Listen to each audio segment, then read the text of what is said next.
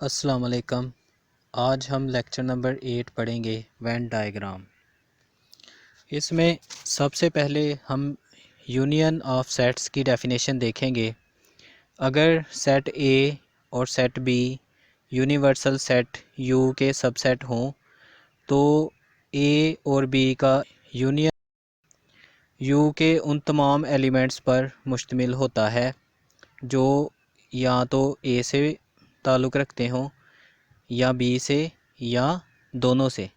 Symbolically हम इसे ए union B से ज़ाहिर करते हैं और सेट बिल्डर फॉर्म में हम इसे इस तरह लिखते हैं A union B equal x belongs to U such that x belongs to A और एक्स बिलोंग टू बी। एक एग्जांपल देखते हैं। U set equal A B C D E F G, A set equal A C E G, B set equal D E F G. और जब हम इन दोनों का union निकालेंगे तो ए यूनियन बी इक्वल आएगा ए सी डी एफ जी, यानी ए और बी के तमाम एलिमेंट्स इसमें शामिल होंगे। अब हम इसकी वेन डायग्राम देखेंगे। वेन डायग्राम में रेक्टेंगल बॉक्स यूनिवर्सल सेट को ज़ाहिर करता है और बॉक्स के अंदर सर्कल सेट्स को ज़ाहिर करते हैं।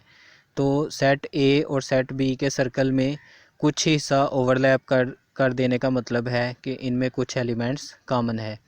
चूँकि ए यूनियन बी में तमाम एलिमेंट्स आ गए हैं तो मुकम्मल तौर पर इसे शेड कर देंगे, ए और बी के सर्कल को मुकम्मल तौर पर शेड कर देंगे। नेक्स्ट हम देखेंगे रिमार्क्स में पहला रिमार्क है A union B equal B union A, यानी यूनियन कम्यूटेटिव होता है। दूसरा रिमार्क है ए सबसेट होता है ए यूनियन बी का और बी सबसेट होता है ए यूनियन बी का। फिर मेंबरशिप टेबल फॉर यूनियन देखेंगे तो इस टेबल में ए बी और ए यूनियन बी वाले कॉलम हैं। तो इस टेबल में 1 का मतलब है कि ए का मेंबर है और 0 का मतलब है कि ए का मेंबर नहीं है। तो ए में भी 1 है और बी में भी 1 है, तो इसका मतलब कोई एलिमेंट ए का भी मेंबर हो बी का मेंबर हो तो वो ए यूनियन बी का भी मेंबर होगा। और अगर ए 1 हो यानी ए का मेंबर हो और बी 0 हो और बी का मेंबर ना हो तो भी वो ए यूनियन बी का मेंबर होगा, यानी 1 होगा। तो ए 0 बी 1 ए यूनियन बी 1 आ जाएगा। और ए 0 बी 0 यानी दोनों में से किसी सेट का मेंबर ना हो तो फिर वो एलिमेंट ए यूनियन बी का मेंबर भी नहीं होगा।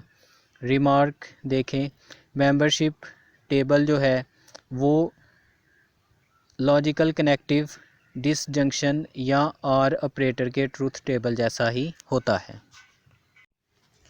Next definition of intersection.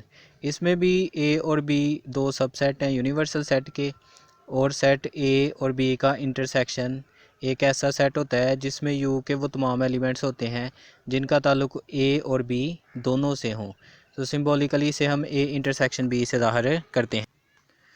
Set builder form में हम इसे इस तरह लिख सकते हैं A intersection B equal x belongs to U such that x belongs to A and x belongs to B.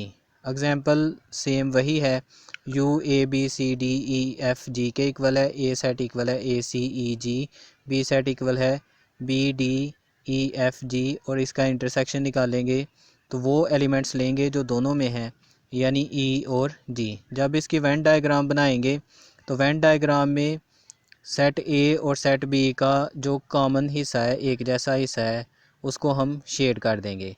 अब हम रिमार्क्स फॉर इंटरसेक्शन देखेंगे। तो पहला रिमार्क है A intersection B equal B intersection A, यानी इंटरसेक्शन कम्यूटेटिव होता है। दूसरा रिमार्क है ए इंटरसेक्शन बी सबसेट होता है ए का और ए इंटरसेक्शन बी सबसेट होता है बी का।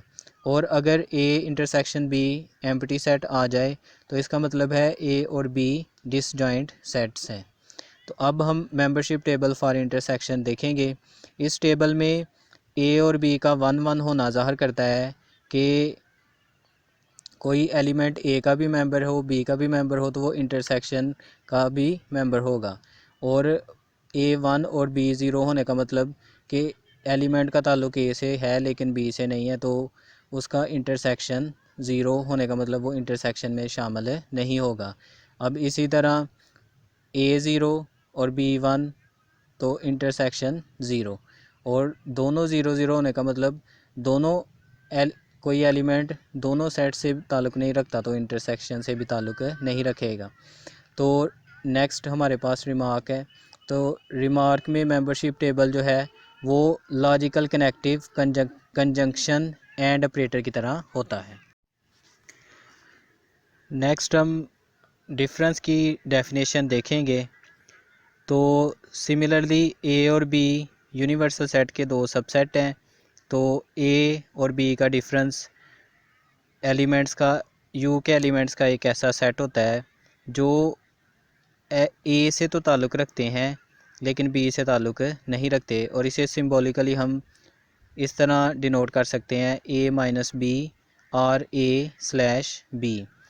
सेट बिल्डर फॉर्म में हम इसे लिख सकते हैं ए माइनस बी या A difference B equal x belongs to u such that x belongs to a and x does not belong to b। Simply हम ये कह सकते हैं कि जब हम a माइनस बी या a डिफरेंस b निकालते हैं तो a के वो एलिमेंट्स लिखते हैं जो b में ना हो। तो अब एक एग्जांपल देखते हैं। u सेट है a b c d e f g, a set है a c e g, b set है d e f g, और a माइनस b यानी a के वो एलिमेंट्स लिखने हैं जो b में ना हो। तो a और c दो ऐसे एलिमेंट्स हैं जो b सेट में नहीं हैं। जब इसकी वेन डायग्राम बनाएंगे तो चूँकि इसमें कुछ एलिमेंट्स कॉमन है तो सर्कल a और सर्कल b को हम थोड़ा सा ओवरलैप कर देंगे और इसमें सिर्फ a का वो हिस्सा शेड करेंगे जो b में ना हो। तो अब इसके रिमार्क्स देखते हैं। रिमार्क्स में नंबर 1 है a difference b is not equal to b difference a, यानी डिफरेंस कमोटेटिव नहीं होता। Second, a difference b subset होता है a का, और a डिफरेंस b और a इंटरसेक्शन b और b difference a mutually disjoint होते हैं, यानी इनमें कोई भी एलिमेंट कॉमन नहीं होता। अब हम मेंबरशिप टेबल देखेंगे डिफरेंस के लिए। तो इस टेबल में a और b 1-1 होने का मतलब ये है कि दोनों में सेम एलिमेंट हैं, तो हमने सिर्फ वो एलिमेंट लिखने हैं a के जो b में ना हो। तो a के भी b में एलिमेंट हैं तो इसका मतलब a डिफरेंस b 0 हो जाएगा। और a 1 होने का मतलब a में है और b 0 होने का मतलब एलिमेंट b में नहीं है, तो उस a डिफरेंस b में हम उस एलिमेंट को ले लेंगे यानी 1 हो जाएगा। तो a 0 और b 1 होने का मतलब कि a में वो एलिमेंट नहीं है जो b में है, तो इसका आंसर 0 आ जाएगा। और दोनों 0 होने का मतलब a डिफरेंस b 0 आ जाएगा। तो मेंबरशिप टेबल, डिफरेंस का मेंबरशिप टेबल इम्प्लाइज के कन्वर्ट्स इम्प्लाइज के नॉट ऑपरेटर के ट्रूथ टेबल के इक्विवेलेंट होता है। नेक्स्ट हम कॉम्प्लीमेंट की डेफिनेशन देखेंगे। ए एक सबसेट है यूनिवर्सल सेट का, तो ए का कॉम्प्लीमेंट एक ऐसा सेट होता है जिसमें यू के वो तमाम एलिमेंट्स होते हैं जो ए सेट में ना हो। इसे सिंबॉलिकली हम ए द पावर सी से डिनोट करते हैं। तो सेट बिल्डर फॉर्म में हम इसे लिख सकते हैं A complement is equal to x belongs to set U such that x does not belong to a। Example, u equal a b c d e f g, a equal a c e g। तो a complement equal होता है u difference a, यानी u के वो elements लिखेंगे जो a में ना हो। तो b एलिमेंट a में नहीं है और u का d और f एलिमेंट भी ए में नहीं है, तो ए कॉम्प्लीमेंट हमारा आ जाएगा B D F.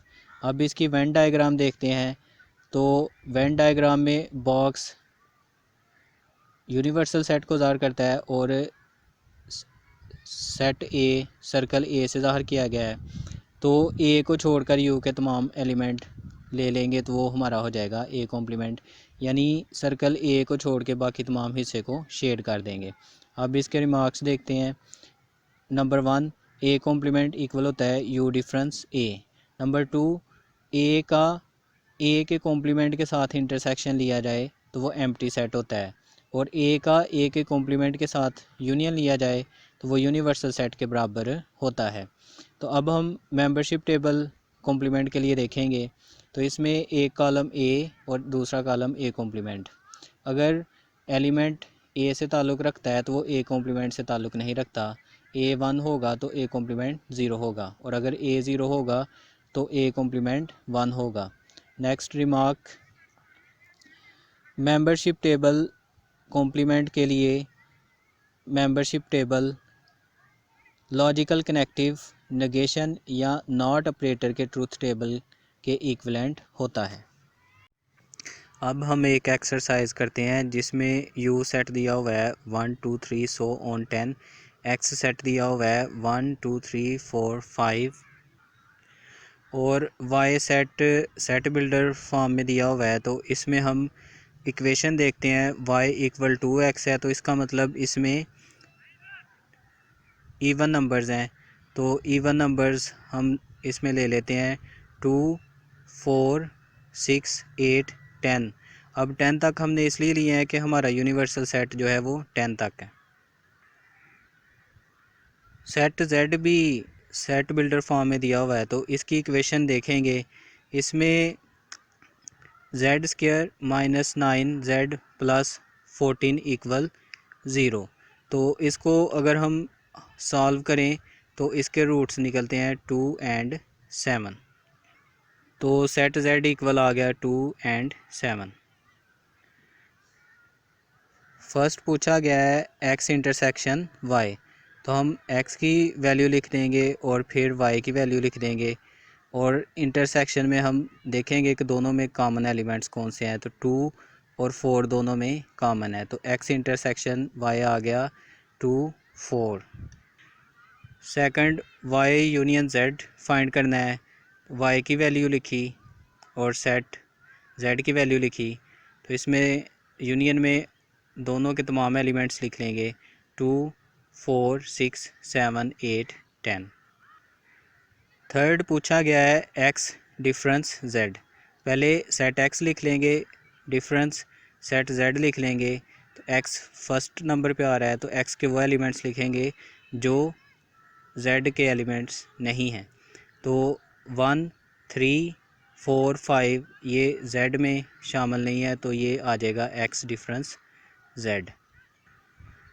Fourth y complement equal होता है u difference y, set u की वैल्यू और माइनस सेट y की वैल्यू। u के वो एलिमेंट्स लिखेंगे जो y के एलिमेंट्स नहीं हैं। तो 1 3 5 7 9 ये सेट y में नहीं है तो ये हमारा आ जाएगा y कॉम्प्लीमेंट। नेक्स्ट 5 नंबर पे हमसे पूछा गया है x का complement. x complement equal u difference x, u की वैल्यू और x की वैल्यू लिख देंगे और u के वो एलिमेंट्स लिखेंगे जो x में नहीं है। तो 6 7 8 9 और 10 x में नहीं है तो ये x कॉम्प्लीमेंट आ गया। नेक्स्ट z कॉम्प्लीमेंट है तो z complement equal u difference z, u की वैल्यू और z की वैल्यू लिख के फिर u के वो तमाम एलिमेंट्स लिख देंगे जो z में नहीं है, यानी u के तमाम एलिमेंट्स लिख देंगे सिवाय 2 और 7 के 1 3 4 5 6 8 9 10। Next x complement difference z complement find करना है। तो x कॉम्प्लीमेंट की वैल्यू पुट की 6 7 8 9 10 और z कॉम्प्लीमेंट की वैल्यू 1 3 4 5 6 8 9 10। तो पहले सेट के वो एलिमेंट लिखेंगे जो दूसरे में नहीं है। सिर्फ 7 ऐसा एलिमेंट है जो सेकंड सेट में नहीं है, तो 7 हमारा आंसर आ जाएगा। 6 नंबर पे देखें, x minus z whole complement. तो u difference bracket x minus z. अब सेट u पुट कर देंगे, माइनस ब्रैकेट लगा के x सेट और माइनस फिर z सेट, और ब्रैकेट को पहले सॉल्व करेंगे। x माइनस जेड की वैल्यू आ जाएगी x के वो एलिमेंट्स जो z में ना हो, यानी 1 3 4 5। और अब u का डिफरेंस देखेंगे इस सेट के साथ, तो u के वो एलिमेंट्स लिखेंगे जो सेकंड सेट में नहीं है। तो ये आ जाएगा 2 6 7 8 9 10। तो हमने नोट किया कि x difference z whole complement is not equal to x complement difference z complement. Next exercise, इसमें u सेट दिया हुआ है सेट बिल्डर फॉर्म में, तो इसमें हम गौर करेंगे x greater than equal to 0 less than equal to 10। तो इसका मतलब है x 0 से लेकर 10 तक है। तो हम u सेट को इस तरह लिख लेंगे 0 1 2 3 सो ऑन 10। और p सेट इक्वल है x such that x is a prime number, यानी p प्राइम नंबर्स का सेट है। तो इसे हम लिख लेंगे 2 3 5 7। q सेट इक्वल है x such that x square less than equal to 70, यानी x स्क्वायर 70 से लेस हो तो x स्क्वायर 70 से लेस 64 आता है। तो जब हम x की वैल्यू लें तो वो 8 आएगी, यानी हम q सेट ले लेंगे 0 1 2 3 से लेकर 8 तक। क्वेश्चन हमसे पूछा गया है कि वेन डायग्राम बनाएं और p complement intersection q find करें। वेन डायग्राम में हम रेक्टेंगुलर बॉक्स बनाएंगे जो यूनिवर्सल सेट को ज़ाहिर करेगा, फिर उसके अंदर q सेट बनाएंगे और q के अंदर p सेट बनाएंगे। तो इसमें गिवन एलिमेंट्स लिख देंगे। सेकंड पार्ट में हमने p complement intersection q find करना है। p कॉम्प्लीमेंट इक्वल होता है u difference p set u की वैल्यू माइनस सेट p की वैल्यू। तो u के वो तमाम एलिमेंट्स लिख देंगे जो p में ना हो, यानी 0 1 4 6 8 9 10 ये p सेट में शामिल नहीं है। अब p कॉम्प्लीमेंट इंटरसेक्शन q लेंगे, p कॉम्प्लीमेंट की वैल्यू इधर पुट कर देंगे और q की वैल्यू पुट कर देंगे।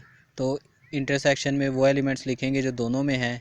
तो 0 1 4 6 8 ये दोनों सेट्स में मौजूद हैं।